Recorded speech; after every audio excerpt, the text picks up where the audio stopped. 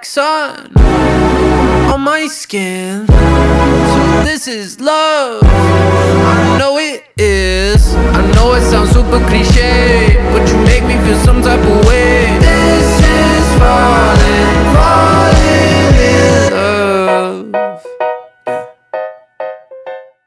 Oh yeah, baby, you know what it is. New year means new season, means new bunch of animes for all of us to discuss and talk about. And I don't know if I'm going to be interested in a lot of them. Listen, I'm going to be honest, I went through a lot of the Mal list of stuff that's coming out for winter 2024, and while the entire year itself is going to be jam-packed with a lot of stuff, I don't know if winter will have a lot of things I'm interested in. But of course, things could exceed my expectations. In fact, I would like them to, because I like to be proven wrong when things are good. But for now, let's talk about all the anime that I am interested in, that I plan on watching, and that will be following for the winter 2024 season. And just as a friendly reminder, we will be moving all the seasonal anime reviews to a different channel called Daily Anime Reviews, where we'll post every daily and do live streams during the weekends of all the seasonal content that we'll be following for the rest of the year and for the foreseeable future.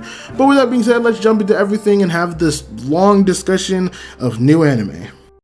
I feel like we've waited a long time for Solo Leveling to finally come out, but we're finally getting it, and it is definitely one of the most anticipated animes of the winter season, and for a lot of good reasons. This is one anime I actually read a bit for, and I was impressed by some of the aspects of it, but admittedly, I wasn't completely grasped. I do think the two biggest things for me when it comes to Solo Leveling is that I've seen so many Zero to Hero stories already, and they try to implement this video game system that also has been implemented a lot before, that the initial start of it isn't really as intriguing, with the exception of the twist at the beginning, which I do actually really like. Because I do think I'm going to get a lot of shit for saying this, but I do like the beginning aspect of the show. It's just after that and in the little beginning before that, it wasn't all that compelling. But it's not till later where you see that there might be some espionage, a little bit of trickery and secrets among them, that you really start getting into the nitty gritty of what this show is actually going to get into, the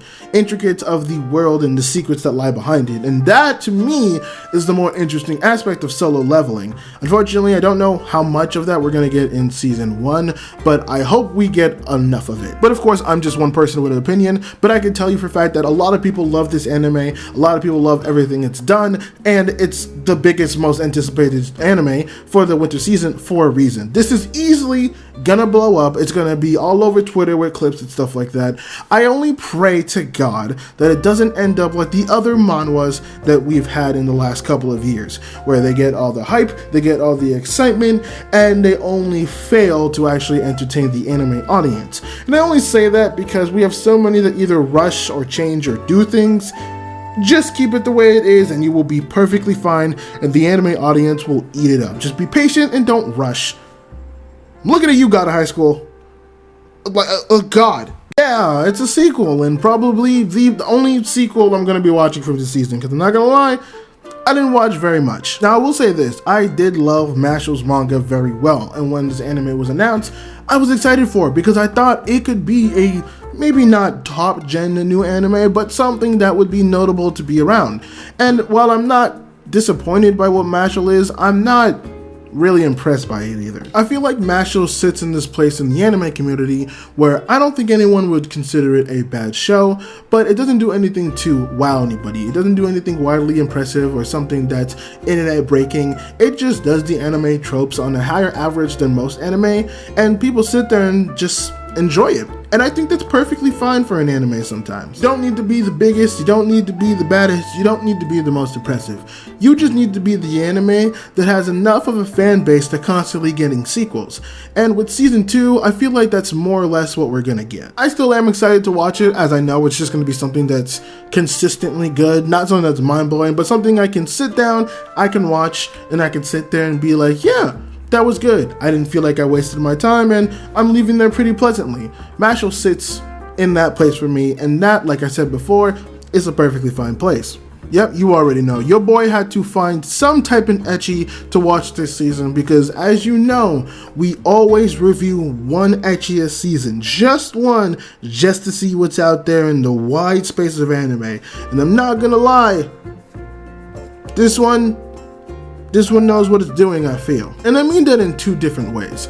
I feel like it knows what it's doing in an ecchi sense, because I'm gonna be honest with you, this anime screens nothing but femdom. It is a world in which men become lower, women become higher, the matriarch is created, and the main character basically becomes a slave to one of the female characters who has an unusual power. If that doesn't scream femdom, then I don't know what does. Like, this was made for female anime fans who want to dominate men, and male anime fans who want to be dominated by strong women. And you know what?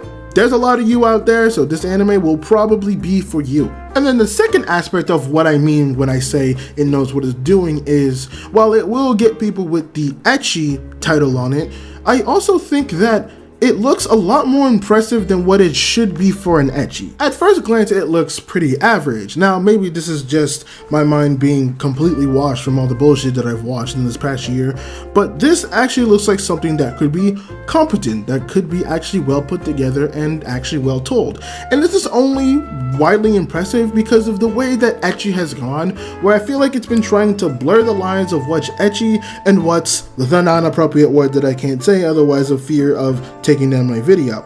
So looking at this anime called Criminally Slaved, if it does the most impressive thing I think an ecchi could do is actually tell a proper story, then hey, it gets points in my book for not being an overly ecchi while still being ecchi, but also telling a compelling story ecchi.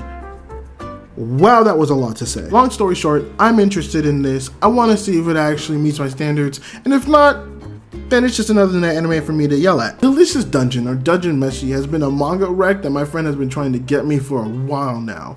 But to see it get an anime makes me pretty excited, not just for him, but I want to experience what Dungeon Meshi is. It seems like a cool concept where it's a bunch of adventurers who are going out and eating the monsters that they find in dungeons. Obviously, there's a bit more to that, and I heard that it even gets dark at sometimes, but honestly, the stock for this, in terms of my interest, goes even higher, knowing that Studio Trigger is the one that's animating this. That just makes me more happy, because that means we get another Studio Trigger product. And if you know me, I'm a dick writer for Studio Trigger. Now, me and a buddy of mine who run the Dweebs and Weebs podcast, which, if you haven't checked that out, links in the description, you can go ahead, #shameless plug. We're actually talking about Dungeon Meshi in one of our previous podcasts, where he actually pointed out that this is going to be one of the rare times Trigger makes a product that's not an original anime. And they don't have much experience in doing that, which does make me kind of skeptical how they approach this manga. Though, if I'm being honest, being the straight up dick writer I am for Studio Trigger, I think they'll be perfectly fine in adaptating this product. They've done a lot of products and shown that really, they just don't miss. They're like Mappa, but on like a slightly smaller scale. All their products have been pretty good for the most part in the last 10 years, so I have confidence that Studio Trigger will bring Delicious Dungeon to peak. Or at least into somewhere around the 7 to 8 range. I'm going to be completely honest with you, I don't have much to say about The Witch and the Beast. It does look like an interesting concept, the art looks really good for it, and it piqued my interest enough because it might be on the darker side of things, and I'm on a pretty dark anime type kick, so this might be something to help fuel that fire. But this is definitely one I feel like I have to go with my gut here, and my gut says that this actually might turn out to be a pretty fun watch, because I'm not gonna lie, it either is going to be a fun dark watch or something that is going to be the most average thing that I have ever seen. But my gut says that I actually would enjoy this personally, so I'm gonna take a shot. And I'm not gonna lie, since doing these, my gut hasn't been wrong many times. It's very rare that that has happened. So going with my gut in this might actually be the right choice. I'm also going to be 100% transparent. The design of main character girl actually quite interests me.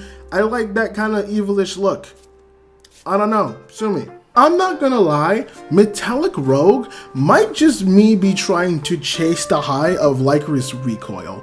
Because when I see this, it's two girls who are paired together who seem like they could be kind of an odd couple battling out in the whole weird aspect of a world. And to me, that feels like Lycra's Recoil. Now, I'm not going to be that asshole and dilute it to just a Lycra's Recoil clone, but I do like how the animation looks. I'm not a big mechs or superpower suit type guy, but there's something about this that made me gravitate towards it a little more. I don't know if it's just the way it looks, or if it's the way it's like shaded, or just the aspect of what they can do, but this time around it actually quite interests me. The pairing just looks super adorable and super fun too. Like, both of those girls just seem like they'd have such a fun time, so I'm willing to go ahead and go with the whole ride with them, because why not? Bucchigiri is another one that I'm kind of looking at it. It reminds me of a different anime. This time around though, this gives me the Nanbaka feel, and this one is a lot more closer to that because of how colorful it is and just how wacky and out there some of the character designs are. Which, side note, if you haven't watched Nanbaka, I highly recommend it. It is a fantastic, funny, yet weirdly heartwarming show that has some of the best color palettes I have ever seen from an anime. But yeah, other than how colorful it looks and the fact that it's filled with a lot of boys, I actually don't know what this anime really holds or what it entails. There wasn't really a very clear trailer, and even on Mal, there's not really a clear synopsis as to what this is. But I'm still surprised it's not getting any attention due to the fact that it's being animated by MAPPA. Maybe it's because I just came off the banger that is Jujutsu Kaisen Season 2, but realistically, I thought more people would be talking about this, especially with MAPPA being on the forefront of anime right now in this new era. I'm surprised no one's really talking about this. It just seems like an anime that just exists for now, which is surprising because there is a clip of actual really cool animation from it that I thought more people would pay attention to, but I don't know. I guess that's just what it is, I guess. It'll probably get more attention that episode comes out and clips circulate around Twitter and whatnot. But yeah, that's all I really have for this anime. I don't really know much. It didn't give me much, and anything that I feel like I would try to search out on my own outside of Mal, I feel like I'd get major spoilers for. So I'm just going to go ahead and wait until the actual anime comes out to see what this really is. And the last anime that we're going to be watching during the winter 2024 season is It's Time for Torture Princess. And let me just say, I am confused as to what this anime is trying to be. And mainly because when I read the title and even when I read the synopsis, this sounds like a full-blown ecchi. This sounds like a straight-up ecchi, and honest to God, it seems like one of those ecchis that are going to blur the lines. It seems like whatever main character is trapped in this dungeon and being held by the Demon Lord is going to get plowed. But then you look at the trailer, you look at the previews of what has been already released, and that's not the case at all. In fact, it seems like this character is having one of the best times of their lives. Also, there is a talking sword, which I have yet to understand what goes into play in this.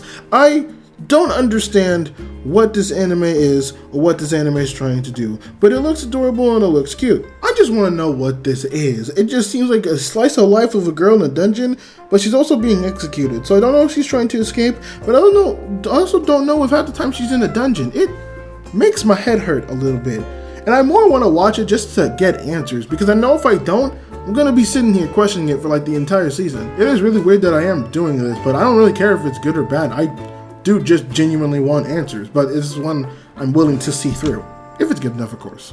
But of course, that's all the anime that I'm going to be talking about for the 2024 winter season. Let me know down below what anime you guys are excited for, and remember, the daily anime reviews for this season and going onward will no longer be on the main channel, rather going in daily anime reviews, which will be linked in the description below or in the channel section of my channel if you want to check that out as well. But with that being said, I hope you guys have a lovely time, and I will see you all within the next video. Peace. I'm like so gay.